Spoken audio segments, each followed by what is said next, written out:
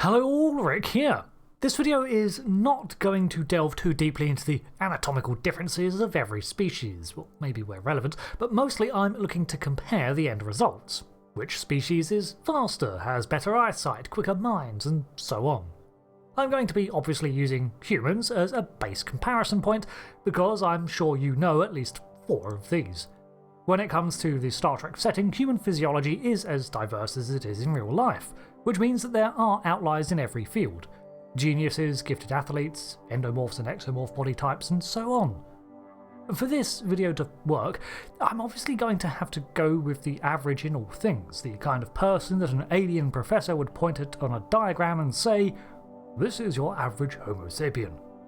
The only real difference in Star Trek is the breakthroughs of medical science and health, as humans living routinely to about 120 or 130, and enjoying a healthier quality of life to go along with the increased age.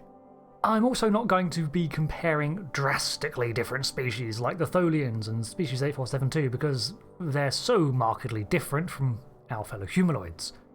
Starting, however, with those who are very similar in abilities, with Bajorans being very close to human capabilities, while sharing differing anatomy, notably the heart, spine, and chemical makeup.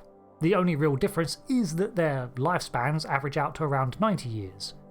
Beta Zs too, besides the mental differences, are also pretty much identical to humans. For the most part, they are as strong, fast, perceptive, and so on as a human is. Ilorians also fall into this area, with the addition of a highly developed chronoception, able to sense the flow of time and alterations to it.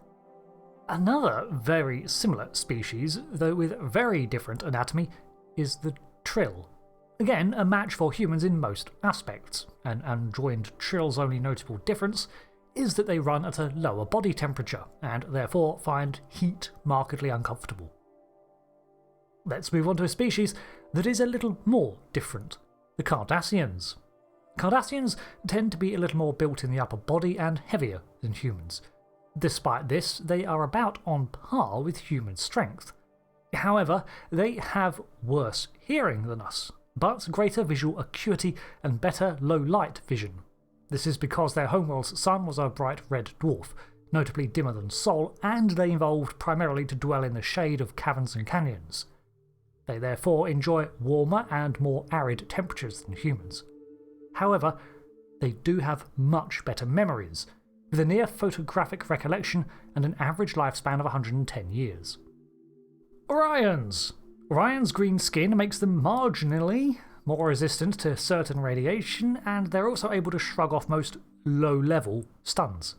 They typically have a higher stamina than a human, but their sleep schedule is more angled towards several naps than one consistent, uninterrupted sleep cycle.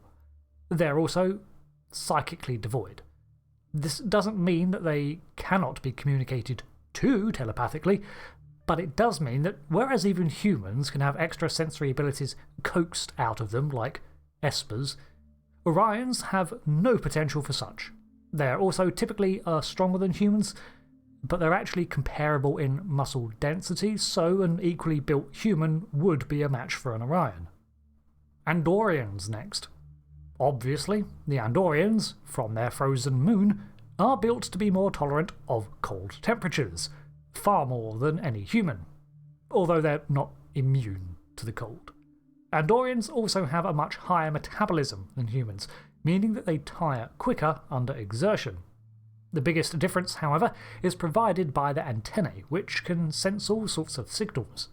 They can feel changes in air pressure, magnetic fields, and even low levels of EM radiation generated by electronics.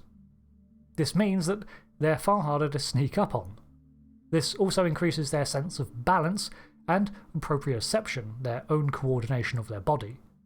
I think this is down to the fact that they need to watch their footing more on an ice-encrusted world, where snow and ice layers create treacherous terrain. Their life expectancy is around 120 years, and they were notably more susceptible to higher stun settings, potentially lethally so. Let's tackle one of the big ones now. Klingons. Klingons are typically far stronger than a human, with not only a higher density of muscle, but bigger builds overall. This is combined with hardier skeletal structures to make them incredibly durable, except when plot demands. They also possess a much higher stamina than a human. Their legendary endurance is also attributed to the numerous redundant and backup organs that they have, so that even organ failure typically only handicaps them.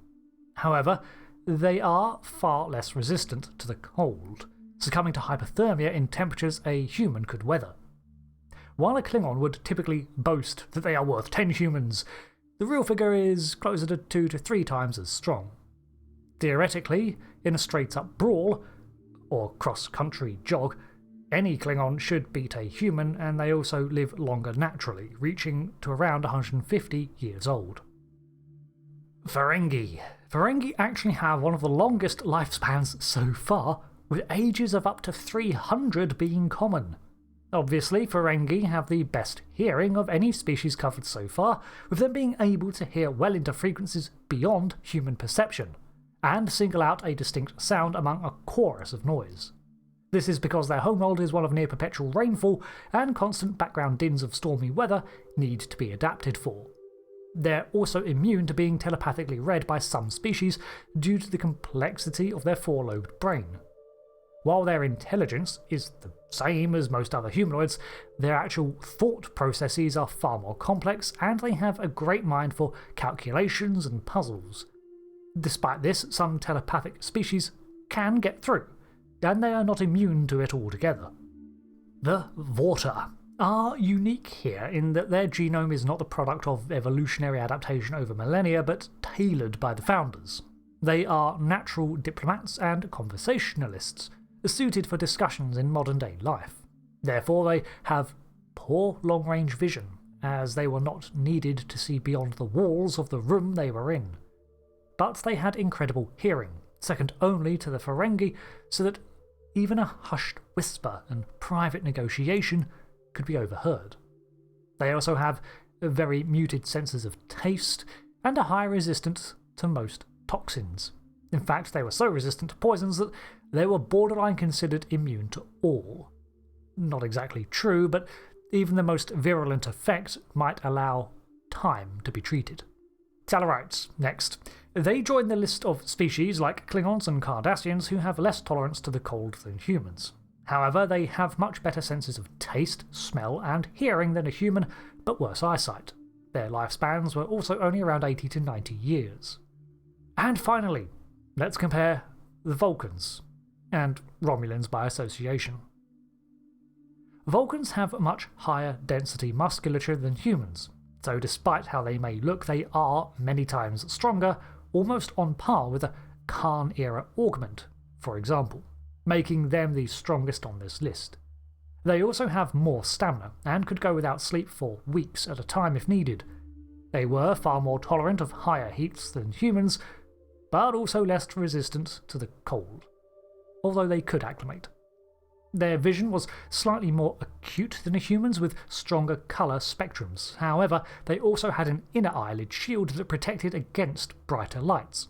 They also have much stronger senses of smell and slightly better hearing than a human. Most of these senses come down to their ridiculously complex nervous system. They therefore also have faster reflexes, and that same complexity allows for overall faster thought processing. The downside is that their emotions are heightened too, and without training, they would be far more susceptible to being swept up in them. They also have greater conscious control over their minds, nerves, and body than most species. Romulans are similar, however, there are variations due to unknown reasons. Their strength is still much higher than a human's, though slightly less than a Vulcan's. They have adapted to cooler climates and are actually better at emotional processing than a Vulcan. Technically, the differences in mental ability mostly stem from a difference in culture, though they seem to lack most psionic abilities. In both species, the lifespans typically are around 200 years.